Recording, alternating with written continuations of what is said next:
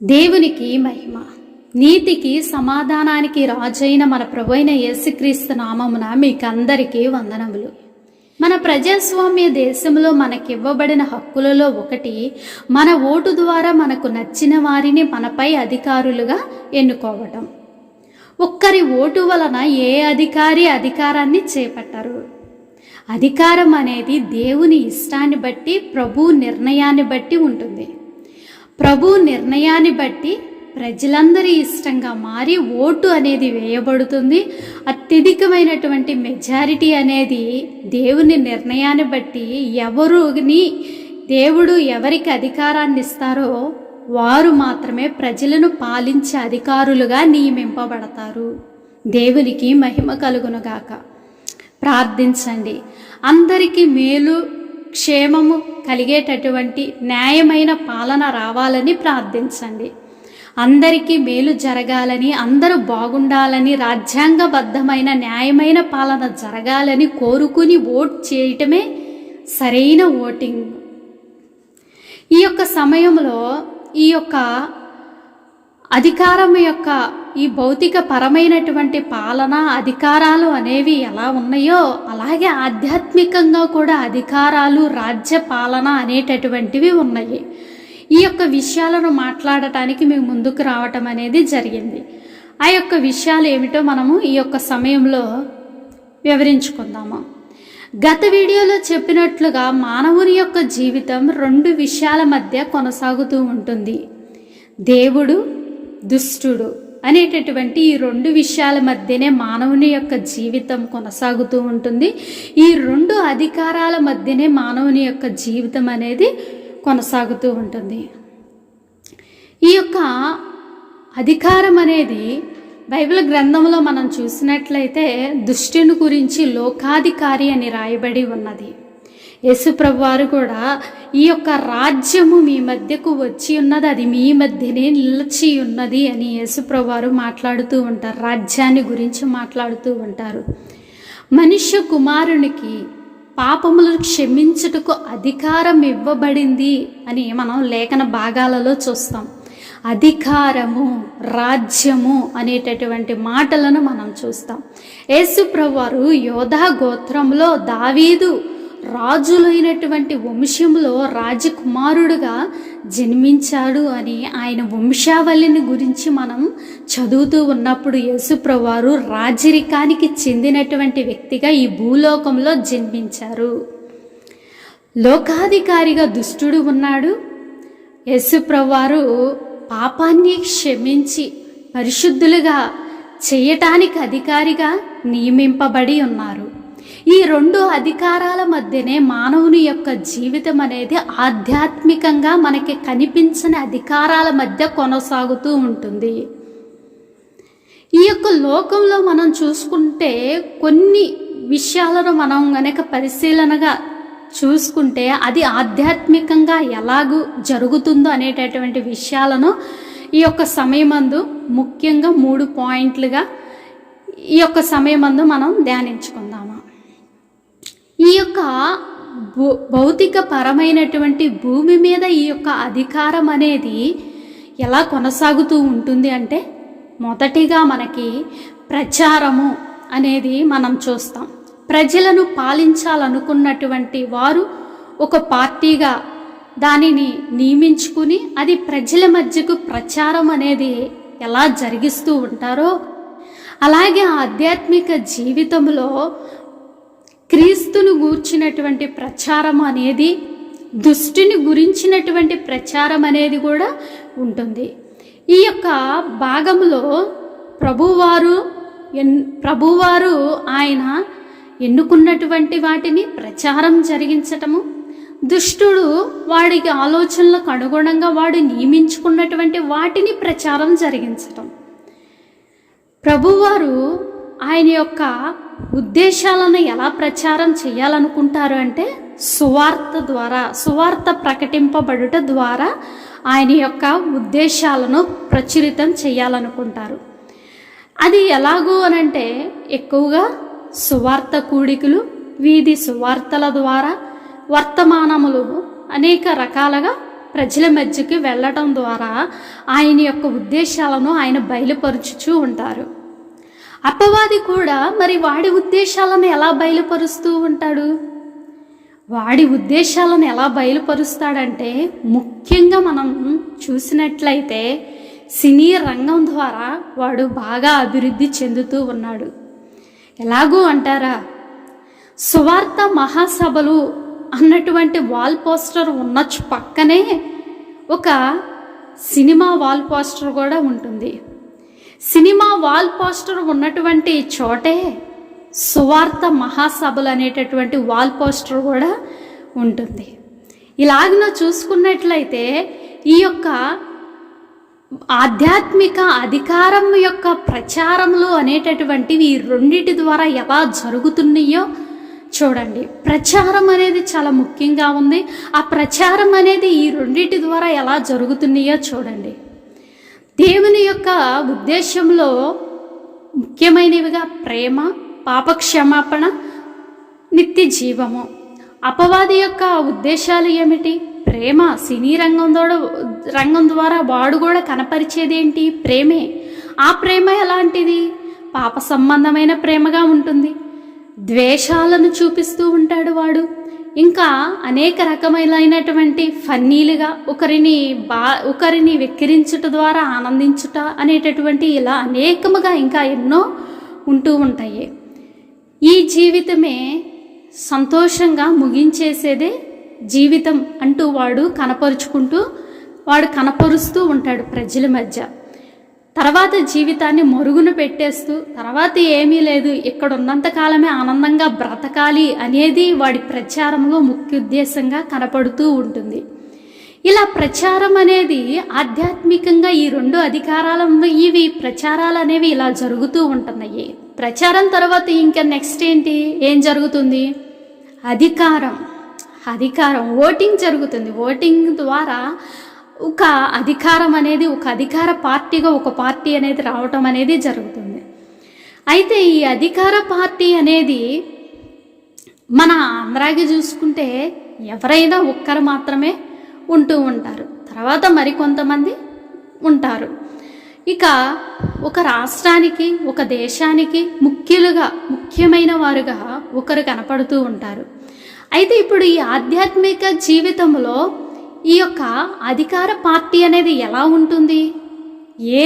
ఏ యొక్క రాష్ట్రానికి అధికారిగా ఎస్ఐ ఉంటారు, లేదా ఏ యొక్క జిల్లాకి అపవాది అధికారిగా ఉంటాడు అనేవి మనకి కలుగుతూ ఉంటాయి అనేక ప్రశ్నలు. ఇప్పుడు ఈ అధికారం అనేది ఎలా ఉంటుంది అని అంటే, ఎవరైతే ఒక వ్యక్తి ప్రభువుని అంగీకరించినట్లయితే ఆ యొక్క వ్యక్తికి అధికారిగా ప్రభువారు ఉంటారు. అంటే ఒక ప్రాంతానికి ఒక రాష్ట్రానికి అధికారం కాదు, ఒక వ్యక్తికి అధికారం. ఒక కుటుంబం మొత్తం ప్రభువారిని అంగీకరిస్తే ఆ కుటుంబం మొత్తము ప్రభువారి అధికారం క్రింద ఉంది.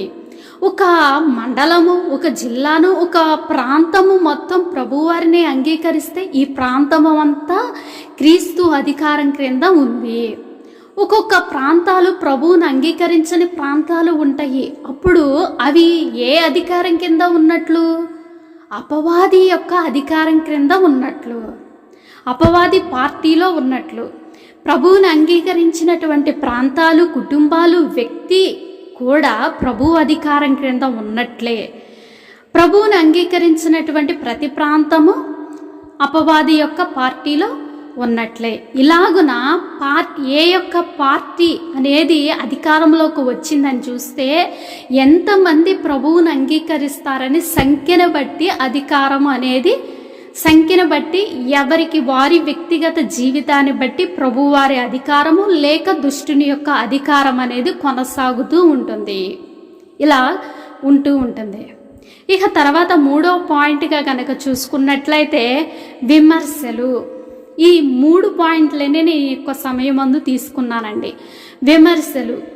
విమర్శలు అనేటటువంటివి ఈ భూలోకమందు మనం చూస్తే అత్యధిక మెజారిటీతో ఉన్నటువంటి పార్టీ అధికార పార్టీగా ఉంటే, మెజారిటీ అనేది తక్కువగా ఉన్నటువంటి పార్టీ ప్రతిపక్ష పార్టీగా ప్రశ్నించే పార్టీగా ఉంటుంది, ప్రశ్నించే పార్టీగా, విమర్శించే పార్టీగా ఉంటుంది.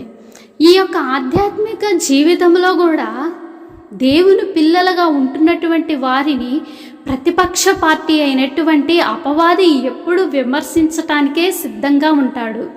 ఎక్కడ ఎలా దొరుకుతారా వీరిని విమర్శిద్దాము, వీరి అధికార పార్టీని విమర్శిద్దాం అన్నట్లుగానే ఉంటాడు.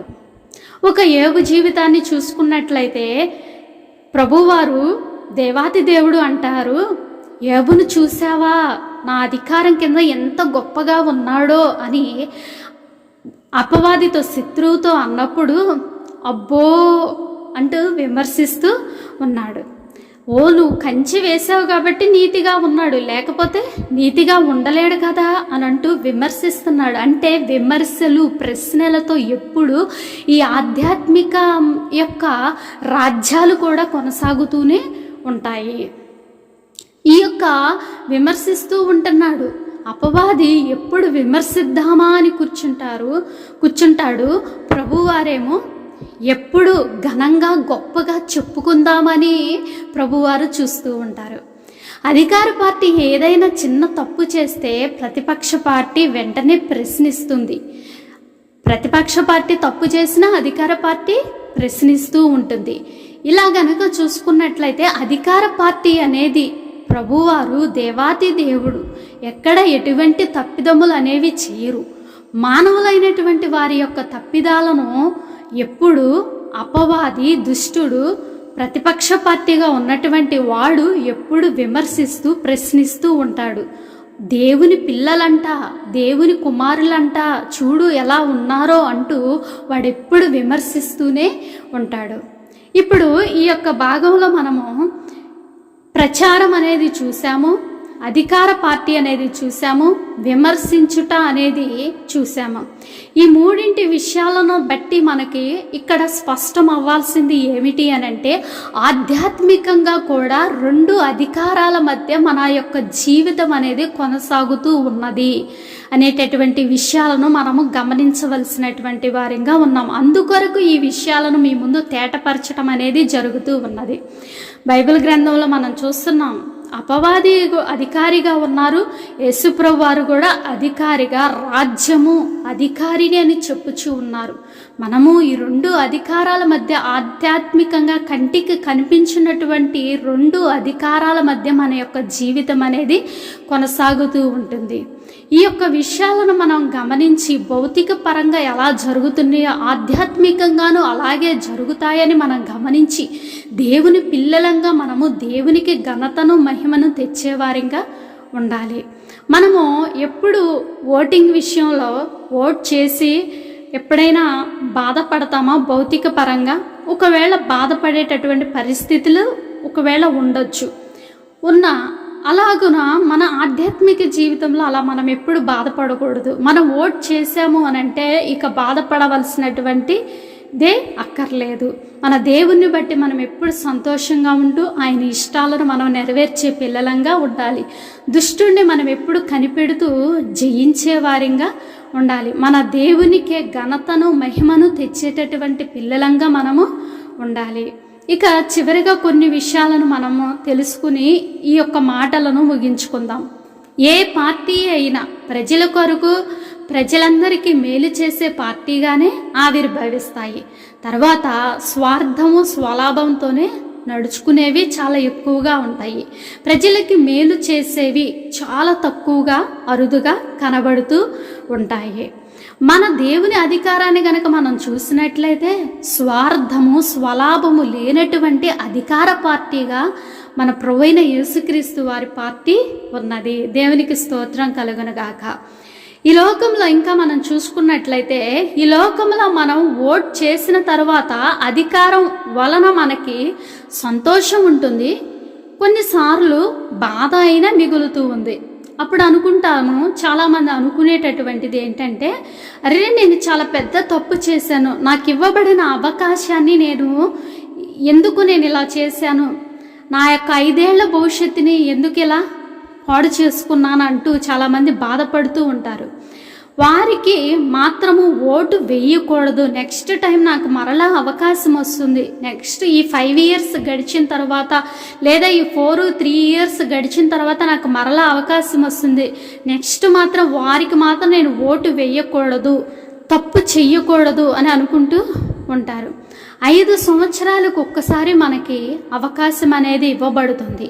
మనము పరీక్షించిన తరువాత ఈ 5 ఇయర్స్లో పరీక్షించిన తరువాత ఒక రాజ్యాన్ని ఒక అధికారిని పరీక్షించిన తరువాత నేను ఇక ఓట్ చేయను లేదా మరలా ఆ రాజ్యమే రావాలని కోరుకునేటటువంటి వారు, ఓట్ చేసేటటువంటి వారు ఉంటారు.